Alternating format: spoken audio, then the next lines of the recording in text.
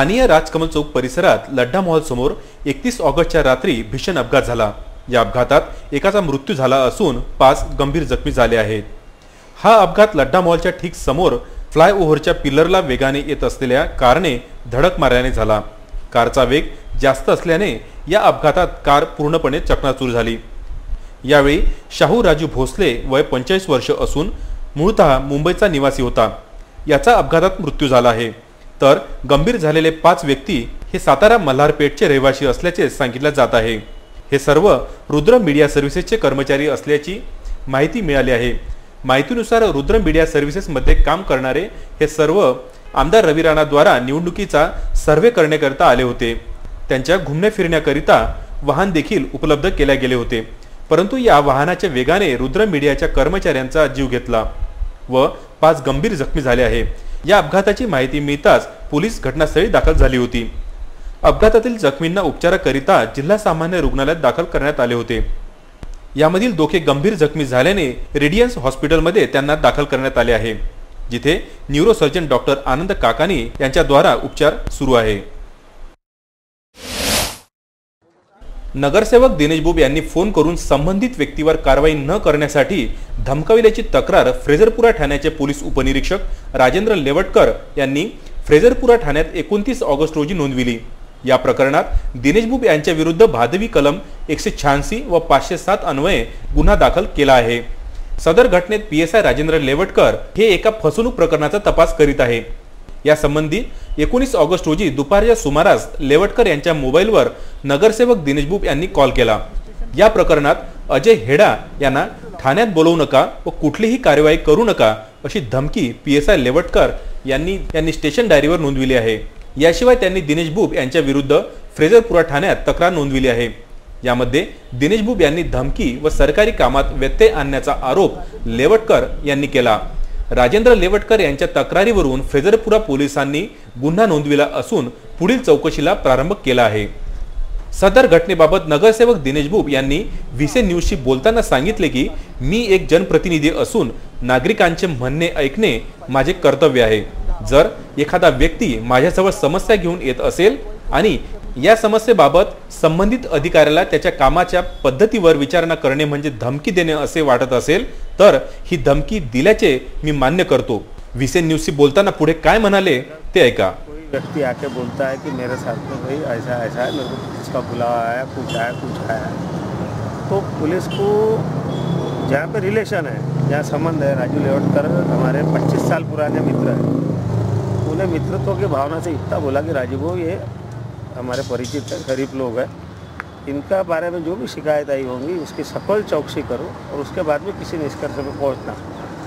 ये अगर गुनाह है तो ये गुनाह लोक प्रतिनिधि ने किया है ऐसा समझने को होना, और इस बात पे इंक्वायरी होंगी, जो है सत्य लोगों के सामने आएगा। वैसे हमारे में कोई ऐसा द्वेष की भावना मेरे मन में कभी कोई अधिकारी कर्मचारी के लिए नहीं है। पुलिस वालों के लिए हमेशा सम्मान रहा है। पुलिस वालों का मेरा कई दिनों का साथ है। अभी पुलिस का जो सबसे बड़ी बस्ती है रिजर्व लाइन कैंप एरिया पूरा, यहाँ करीबन 1000 परिवार पुलिस के रहते हैं, वहाँ से मैं अपक्ष चुन के आया हूँ।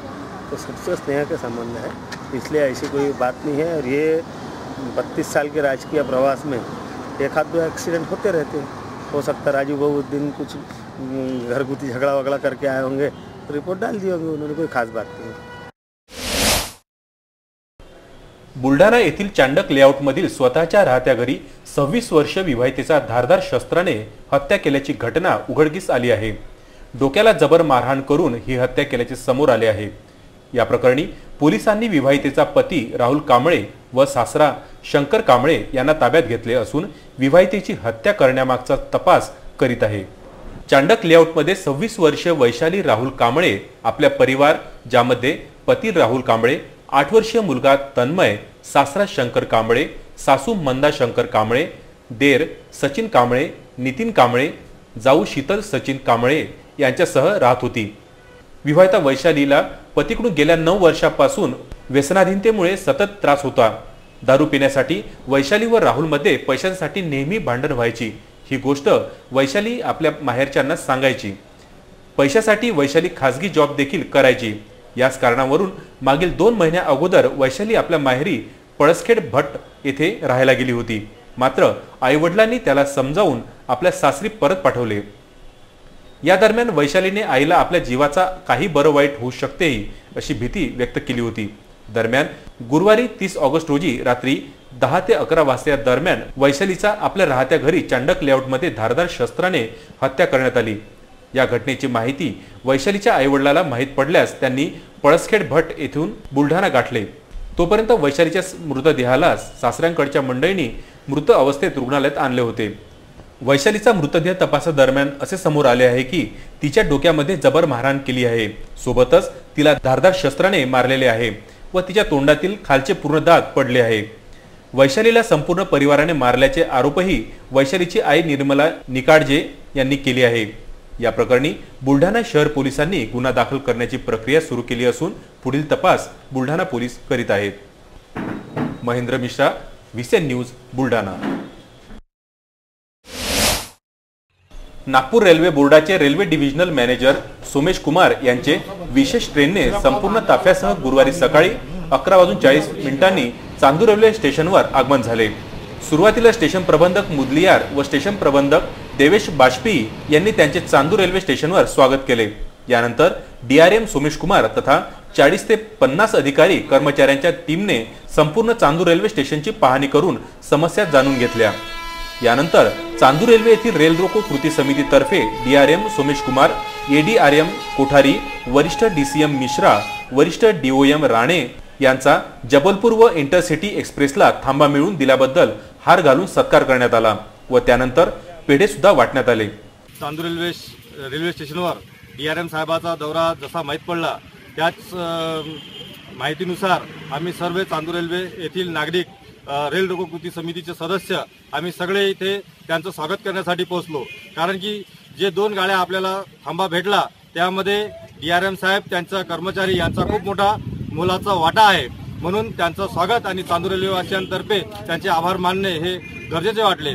2 गाड्यांचा थांबा आणखी मागितला, एक नवजीवन गाडी आणि एक पुण्याला जाणारी गाडी। या 2 गाड्यांचा थांबा सुद्धा मिळण्यास आमच्यासाठी प्रयत्न करावा। त्याचप्रमाणे चांदूर रेल्वेवर काही असुविधा आहे, जसं प्रवासी वाढलेत तर प्रवासी निवाऱ्याची व्यवस्था व्हावी। त्याचबरोबर इंडिकेटर्स लावण्यात यावे, कोच इंडिकेटर्स, जिथे गाडी डब्बा थांबतो ते प्रवाशांना माहीत असलं पाहिजे, धावपळ झाली नाही पाहिजे। शुद्ध पाणी पिण्याचं ते चांगल्या पद्धतीचं भेटलं पाहिजे आणि शौचालय हे सुद्धा चांगल्या नव्या प्रमाणात आधुनिक पद्धतीने बांधण्यात यावे, अशा पद्धतीच्या काही मागण्या रेल रोको कृती समितीतर्फे त्यांना करण्यात आला। यावेळी रेल्वे रोको कृती समितीतर्फे आपल्या मागण्यांचे निवेदन डीआरएम सोमेश कुमार यांना देण्यात आले। यामध्ये चांदूर रेल्वेवरून पुणेला जाणाऱ्या विद्यार्थ्यांची संख्या जास्त असल्यामुळे पुणे जाणाऱ्या एका एक्सप्रेस गाडीचा थांबा देण्यात यावा। अकोल्यावरून चांदूर रेल्वे येथे येण्याकरिता दुपारनंतर रात्रीपर्यंत एकही एक्सप्रेस गाडी उपलब्ध नसल्यामुळे प्रवाशांची गैरसोय होत आहे, करिता नवजीवन एक्सप्रेसचा थांबा देण्यात यावा। चांदूर रेल्वे स्टेशनवर मोठ्या प्रवासी शेड नसल्यामुळे अपसाइड 200 मीटर व डाऊन साइडला 200 मीटरचा शेड उभारला जावा। रेल्वेचा कोणता कोच कुठे येतो याबद्दल प्रवाशांना माहिती राहत नसल्यामुळे वेळेवर तारांबळ उडते, त्यामुळे कोच इंडिकेटरची व्यवस्था करण्यात यावी। तिकीट रिझर्वेशन करण्याची वाढती संख्या पाहता स्वतंत्र रिझर्वेशन खिडकी सुरू करण्यात यावी। दोन्ही प्लॅटफॉर्मवर स्वतंत्र मूत्रिघर बांधण्यात यावे। स्टेशनवर शुद्ध पाण्याची व्यवस्था करण्यात यावी। रेल्वे स्टेशनवर उजेडासाठी अजून काही प्रमाणात लाईटची व्यवस्था करण्यात यावी आदी मागण्या समाविष्ट करण्यात आल्या। समस्यांचे लवकर निराकरण करण्याचे आश्वासन यावेळी डीआरएम सोमेश कुमार यांनी दिले। तसेच वरिष्ठ मंडल अभियंता पाटील यांना पाणी व प्रवासी शेडच्या समस्येबाबत माहिती देण्यात आली। यावेळी स्टेशनवर रेल्वे प्रशासन, शहरवासियांची मोठ्या प्रमाणात उपस्थिती होती। 5-7 साल रेल रोको समिति ने अपना आंदोलन किया, वो सक्सेस हो गया, वो सही हुआ। अपनी एक इंटरसिटी गाड़ी और जबलपुर गाड़ी, ये दोनों गाड़ियाँ का परमानेंट अपने को स्टाफ मिल गया। आज हमने हैदराबाद से पुणे जाने वाली गाड़ी और पुणे से हैदराबाद जाने वाली गाड़ी के लिए स्टाफ मांगे। वहाँ के डीआरएम साहब ने हमारे को उसका पूरा आश्वासन दिया कि हम वहाँ पर आपकी गाड़ी चालू कर देंगे। Shahzad Khan, Chandur railway, VCN news. Gadgenagar police ठाण्या अंतर्गत येणाऱ्या महेंद्र कॉलनी येथे गाडगेबाबा महाविद्यालयाजवळ 31 ऑगस्टला मोठी हृदयद्रावक घटना घडली। एका वृद्ध दाम्पत्याचा करंट लागून मृत्यू झाला। या मृतक दाम्पत्याचे नाव प्रकाश उद्धवराव पराते वय 65 वर्ष व तारा प्रकाश पराते वय 60 वर्ष असे आहे। माहितीनुसार महेंद्र कॉलनी परिसरात 31 ऑगस्टला पाण्याचे नळ दुपारच्या सुमारास आल्याने तारा पराते या पाणी भरण्याकरिता घराच्या मागील भागात जाऊन त्यांनी पाणी भरले व मुलाचे कपडे धुवून वाळण्याकरिता तारावर टाकले असता तारात करंट आल्याने तारा पराते यांना करंट लागला। त्यांचा आवाज ऐकून प्रकाश पराते हे घरातून धावत आले। पत्नीला वाचवण्याकरिता गेले असता प्रकाश पराते सुद्धा विद्युत प्रवाहाच्या झपाट्यात आले। सदर घटनेत एका सोबतच दोघांचाही मृत्यू झाला। कुरिअर कंपनीमध्ये काम करणारा वृद्ध दाम्पत्याचा मुलगा हितेश काही कामाकरिता बाहेर गेला होता। घरी कोणी नसल्याने दोघांचे प्रेत हे जवळपास 2 तास जमिनीवर पडून होते। सायंकाळी 5 वाजता शेजारी महिला काही कामाकरिता घरी गेली असता दोघांचे प्रेत बघून थक्क झाली।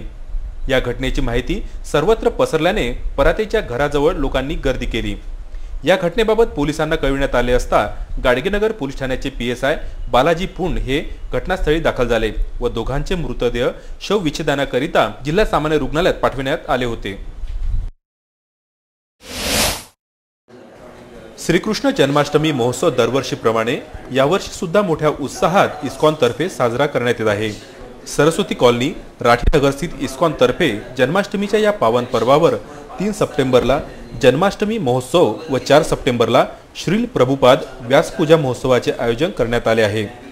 यावर्षी या महोत्सवाचे प्रमुख आकर्षण म्हणजे 27 ऑगस्ट ते 2 सप्टेंबर पर्यंत श्रीमद भागवत कथेचा सप्ताह आयोजित करण्यात आला आहे। या भागवत कथेचे पठण इस्कॉन महंत सार्वभौम प्रभू करत आहे। भागवत कथेसोबतच या 6 दिवसात सांस्कृतिक चित्रीकरण देखील दाखविण्यात येणार आहे। वेगवेगळ्या भजनाचे कार्यक्रम 2 सप्टेंबरला प्रस्तुत केले जाणार असून यावेळी 3 सप्टेंबरला चित्रकला व कृष्णावतार स्पर्धेचे आयोजन केले आहे। या जन्माष्टमी करिता मंदिराला फुलांनी सजविण्याचे कार्य सुरू आहे। उनके अंदर जो प्योरिटी आनी चाहिए, जो पवित्रता आनी चाहिए, जो वो आ नहीं है, कारण क्या है? उसका मुख्य कारण असल में ये है धर्म सेवा है। जब वो व्यवसाय हो जाता है ना तब सामने वाला भी उससे वही आशा रखता है। तो प्राय धर्म के नाम में प्राय व्यवसाय ज्यादा हो गया और लोग भी उससे वही आशा रखते हैं कि महाराज आएंगे, कथा करेंगे, आशीर्वाद होंगे, हमारा बेटे का डॉक्टरी हो जाएगा और हमारा धंधा चल जाएगा। उनकी भी आशा यही होती है और धर्म वाले भी यही कुछ आशीर्वाद देते हैं। कोई नहीं कहता है कि एक दिन यहाँ से जाना है और उसके लिए तुमने क्या इकट्ठा किया है। यहाँ से जाओगे तो साथ तुम्हारे क्या जाएगा, ना दुकान जाएगा, ना मकान जाएगा, ना गाड़ी जाएगी, ना मोटर जाएगी। तब तो आपके अच्छे हुए धर्म के किए हुए कर्म जाएंगे, वो कौन करेगा? तैयारी कोई नहीं करता है। एक जरूर तैयारी कराने की कोई सिखा रहा है।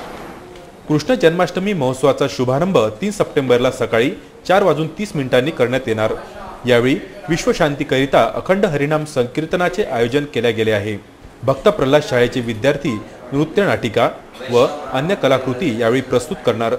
या महोत्सवाला प्रमुख उपस्थिती म्हणून समाजसेवी चंद्रकुमार जाजुदिया, पोलीस अधीक्षक झळके, महापौर संजय नरवणे, उपमहापौर संध्याताई टिकलेसह आदी मान्यवर उपस्थित राहणार असल्याची माहिती एका पत्रकार परिषदेद्वारे देण्यात आली। या पत्रकार परिषदेला सार्वभौम प्रभू, त्रिभुवन प्रभू, अनंत शेष प्रभू सह अन्य उपस्थित होते। भारतीय जीवन विमा निगम ही भारत देशातील सर्वात मोठी विमा कंपनी आहे। LIC ही कंपनी पूर्णपणे भारत सरकारच्या मालकीची आहे। या LIC कंपनीचे ब्रीदवाक्य जिंदगी के साथ भी जिंदगी के बाद भी हे आहे। 1 सप्टेंबर 1956 साली या कंपनीची स्थापना करण्यात आली होती। गेल्या अनेक दशकांपासून LIC हा भारतीय समाजाचा एक अत्यंत महत्त्वाचा भाग राहिला असून मुख्यतः जीवन विमा सेवा पुरवणाऱ्या LIC ने गेल्या काही वर्षांपासून इतर आर्थिक उत्पादनेही देखील बाजारात आणली आहे। युलिप, म्युच्युअल फंड, गृहकर्ज इत्यादी सेवा सध्या LIC मार्फत पुरविल्या जातात।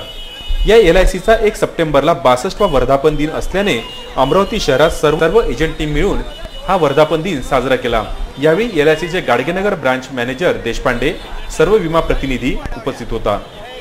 या 65व्या वाढदिवसानिमित्त दरवर्षी LIC अमरावती शहरामध्ये रॅली काढतात, पण यावर्षी थोडा प्रोग्राम चेंज झालेला आहे।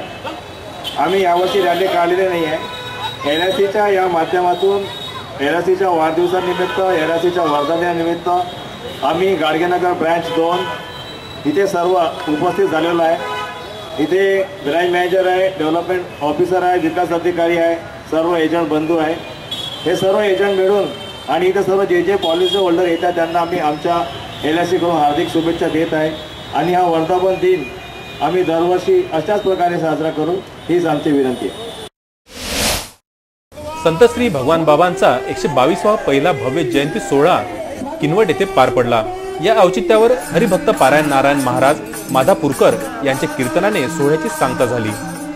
किनवट व माहूर तालुक्यातील समाजाच्या वतीने जयंती सोहळ्याचे आयोजन करण्यात आले होते। धन्य महाराज जन्मले संसारी, देहाची अंतरी नारायण। संत नामदेव महाराजांच्या या अभंगावर त्यांनी संतच कसा असावा या विषयावर सडकावून प्रबोधन केले। जठाधारी, भगवे वस्त्रधारी संत होऊ शकत नाही, तर जगाच्या कल्याणासाठी समर्पित भावनेने सदैव झटणारे विदेही हेच खरे संत असतात। त्या संतांपैकीच भगवान बाबा हे एक संत होते, असे नारायण महाराज म्हणाले। सकल वंजारी समाज व भगवान बाबा जयंती उत्सव समितीच्या वतीने कार्यक्रमाचे आयोजन यावेळी करण्यात आले होते। दिनांक 31 ऑगस्ट 2018 रोजी सकाळी 11 वाजता गोकुंदा येथील स्वर्गीय बाळासाहेब ठाकरे चौकातील संत भगवान बाबा मंचाहून संत भगवान बाबांच्या प्रतिमेची भव्य मिरवणूक काढण्यात आली। गोकुंदा ते किनवट प्रमुख मार्गाने येऊन शिवाजी महाराजांच्या पुतळ्याला हार अर्पित केला। बोधडी, पारडी, यंदा पेंदा, वंजारवाडी, नागझरी, निस्पूर, मांडवा, गोकुंदा, माहूर, टाकळी, वंजारा, किनवट, प्रधान सांगी इत्यादी ठिकाणचे भगवान बाबा भक्त मोठ्या संख्येने यावेळी उपस्थित होते। माहूर येथून संजय घोगरे व राजेंद्र दराडे यांची ही बातमी।